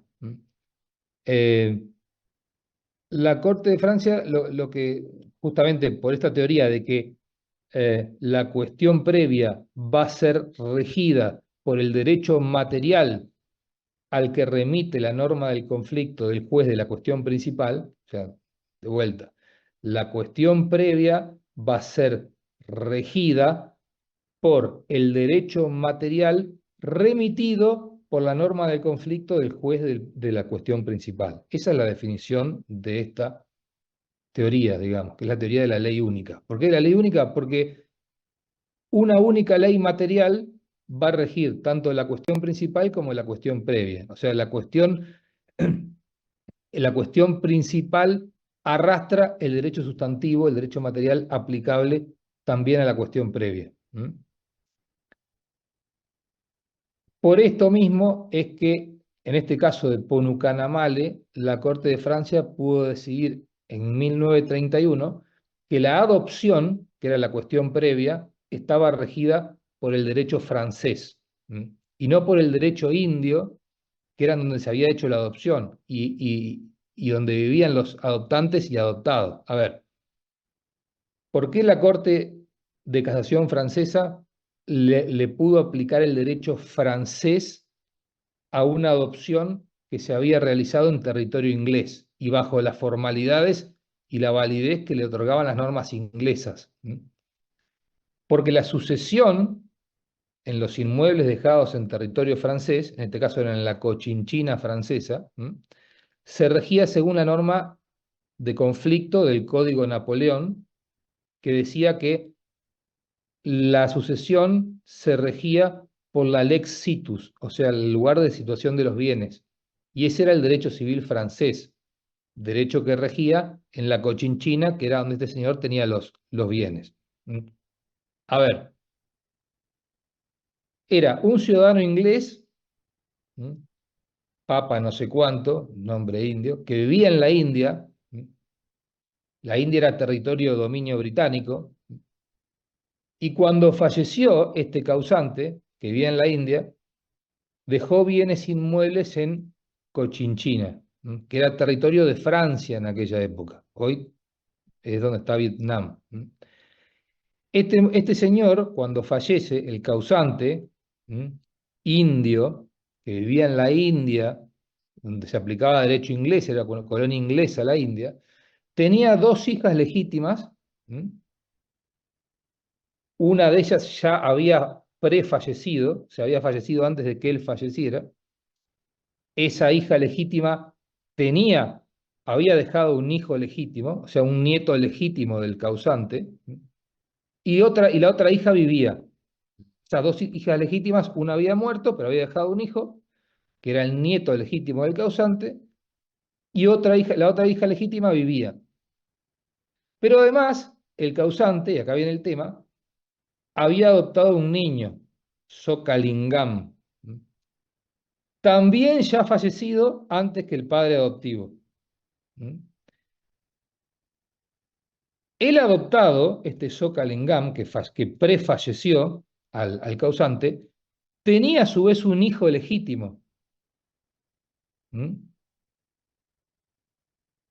O sea, era hijo legítimo del hijo adoptivo del Era causante. nieto. Era nieto adoptivo, digamos. El causante, en su testamento, dejó sus inmuebles, los inmuebles estos en cuestión, que estaban en la Cochinchina, territorio francés, los dejó a su nieto legítimo, o sea, el hijo de su hija legítima. Le dejó también un legado a su hija viva y no le dejó nada al nieto adoptivo, o sea, al hijo del adoptado, al hijo de Sokalingam. Entonces, hubo dos demandas ahí que quisieron impugnar el testamento cuando se abrió el testamento. Primero, el nieto adoptivo desheredado, en realidad era la madre de él, la ex esposa del muerto, o sea, la esposa del adoptado, en nombre de su hijo, que era el que tenía realmente vocación hereditaria. La vocación hereditaria la tenía el nieto adoptivo, no ella. Pero ella, como el nieto adoptivo era menor de edad, ella lo representaba. Esta es la señora Ponucanamale. Y también la hija viva demanda diciendo, en el testamento se violó la legítima porque a mí me dejaron menos de lo que me correspondía. Quien no demandó fue el nieto legítimo que se llevó la gran mayoría de los bienes. Así que había una hija que la quería más que la otra, y ni que hablar que el hijo adoptivo. A la hija le había legado nada más, profe. Sí, sí. Los argumentos del nieto, esto lo vamos a terminar en la clase que viene, pero bueno, está bueno que este caso en muy pocos lugares está explicado bien. los argumentos del nieto adoptivo eran, bueno, de vuelta, el nieto estaba representado por su madre, la señora Ponukanamale, y argumentaba que su esposo había sido adoptado conforme a la ley india que regía la adopción. O sea, su esposo había sido adoptado por el causante, según la ley india, que era válida la adopción y por lo tanto tenía que recibir su parte de la herencia, porque la ley francesa, que era la que regulaba la sucesión, recuerden que los bienes estaban situados en Cochinchina, territorio colonial francés, decía que los hijos adoptivos heredaban en igualdad de condiciones que los hijos legítimos. Ese era el argumento de la señora Ponukanamale. Argumentos de la hija legítima era: yo fui afectada en mi legítima porque el legado que me dejó mi padre no cubre la parte que por ley corresponde sobre los bienes del muerto, así que lo que está reclamando esta señora me tiene que venir a mí, no a ella. ¿Qué dijo la Corte? Esto tuvo dos instancias que rechazaron. Lo que importa más que nada acá es la acción que hace la señora Ponukanamale, ¿sí? Porque es lo que representa la cuestión previa de adopción, que por cuál derecho la vamos a regir, por el derecho inglés, lo cual tenemos que concluir que es una adopción válida, o por el derecho francés, que vamos a ver por qué no es válido. Bueno, sí, Tatiana. Ahí la cuestión principal es la sucesión, que Sí, es el eso no lugar hay de duda. ubicación de los bienes, y después es la cuestión previa, que es esto de la adopción, si es válido o no. ¿No? Exacto. Así, ahí va. Sí. El razonamiento de la Corte fue, la Corte esto lo dijo: si solamente me hubieran planteado la cuestión de la adopción, yo hubiera declarado que era válida, ¿eh?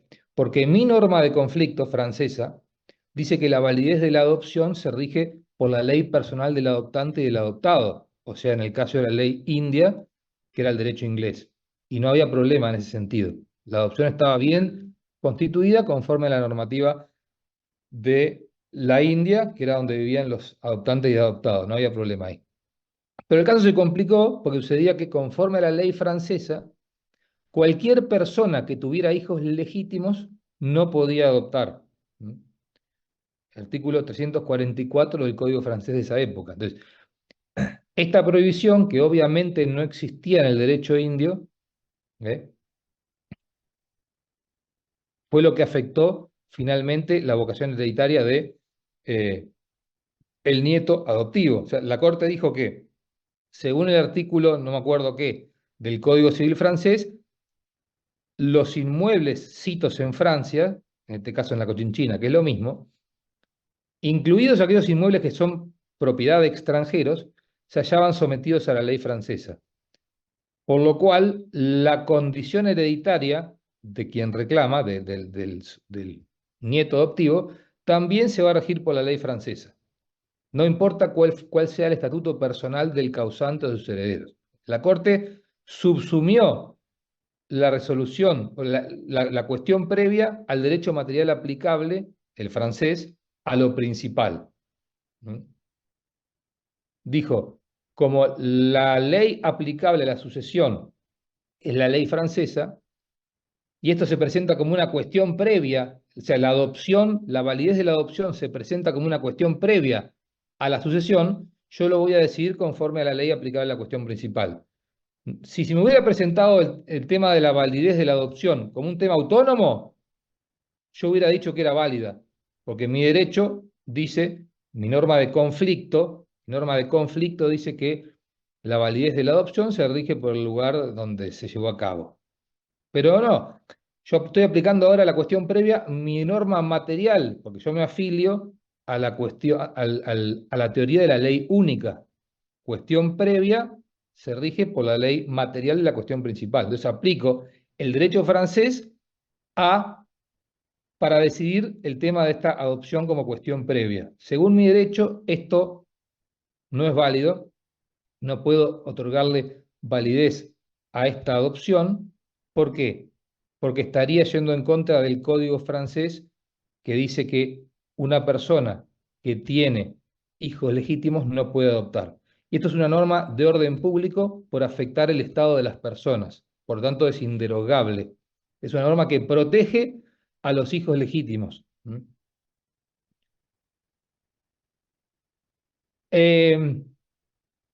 Bueno, la doctrina francesa, muchos autores de la doctrina francesa dicen que acá en realidad esto es un caso de orden público. O sea, lo que se hizo acá es desaplicar el orden jurídico indio y aplicar una norma, Sería una una norma norma inmediata de nosotros. francesa porque no, va en contra del orden público francés con validar una adopción hecha por alguien que ya tenía hijos legítimos. Otros dicen que es un tema de calificación en realidad, porque lo que pasa en la teoría de la ley única es que se califica a la cuestión previa en otro lugar que no le corresponde. No se la califica como adopción en este caso, sino que se la califica directamente como parte de la sucesión. Entonces se le aplica una norma material que no le correspondería en realidad aplicar, porque es otra categoría. Ahora, al ser presentada como cuestión previa, pierde su categoría propia, digamos, y se subsume dentro de la categoría de la principal, que es la sucesión. Entonces, hay algunos que dicen, no, esto de la cuestión previa no es un problema autónomo del derecho internacional privado, es un tema de calificación, ¿dónde calificamos? Sí, Natalia. O sea que para Francia desconoce la norma de conflicto, desconoce en realidad que la cuestión previa debió ser resuelta en otro lado, por entender que tenía que ir de la mano No, de la debió ser principal. resuelta en otro lado, no. La cuestión previa siempre la resuelve el mismo juez, en este caso el juez francés. Claro, pero entendió que no correspondía ir al lugar a la norma de conflicto, sino que como la principal se resolvía de esa manera, la previa tenía que correr la misma suerte, no La misma separando las suerte, pero aplicar el mismo derecho que se le aplicaba a la principal, que era el derecho francés. El derecho francés tenía una norma que prohibía, que era una norma de orden público, que prohibía a tipos que ya tenían hijos legítimos adoptar. Norma que obviamente no existía en el derecho inglés o en el derecho hindú, que fue el derecho bajo el cual se realizó la adopción. Y que suena Entonces, muy loco eso, ¿no? ¿qué? Que lo resolviera así Francia, que Ah, desconociera el derecho hindú. bueno, ya Eso suena rarísimo. Es vamos a como ver desconocer el derecho internacional. eso es una de las grandes críticas que, por ejemplo, Goldsmith dice que es inaceptable que una misma cuestión, en este caso, Claro. la adopción, pueda tener un resultado u otro según se presente como cuestión previa o como cuestión principal. Y es una de las principales críticas que se le hace a la teoría de la ley única. Ya Profe, estamos pero ahí va a depender de la teoría que aplique, ¿no? Que se aplique. Que, en Sí. realidad, En los casos más resonantes y los que dieron origen a esto de la cuestión previa, siempre se aplicó la ley única, la teoría de la ley única, y por eso fue que se empezó a hablar de esto, porque los resultados a los que se llegaron fueron injustos, se supone, en teoría injustos. Muchos autores dijeron, este resultado fue injusto. Y el que vamos a ver la clase que viene, si me da el tiempo, un caso en Argentina que pasó más o menos lo mismo, también fue injusto. En Uruguay no hay casos de cuestión previa, salvo este que pone la doctora Fresnedo, que en realidad no terminó siendo un caso porque la jueza dijo, lo tiene que resolver el juez brasilero, y no lo resolvió ella, como debió haber hecho. ¿Sí? Son las 8:03. ¿Le parece, Oviedo, si dejamos la consulta para la clase que viene? Sí, sí, bárbaro, gracias, profe. Bueno, traten de leer.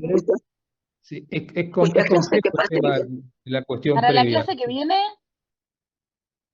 No sé, lo que está en el cronograma que sigue, no sé, es aplicación de derecho extranjero debe ser, ¿no? Calculo. gracias, Eh, profe. Que esté Buenas bien. noches. por nada, nos vemos Gracias. el miércoles. Chau, chau. Muchas gracias, que pase bien. Nos vemos el miércoles. Chau.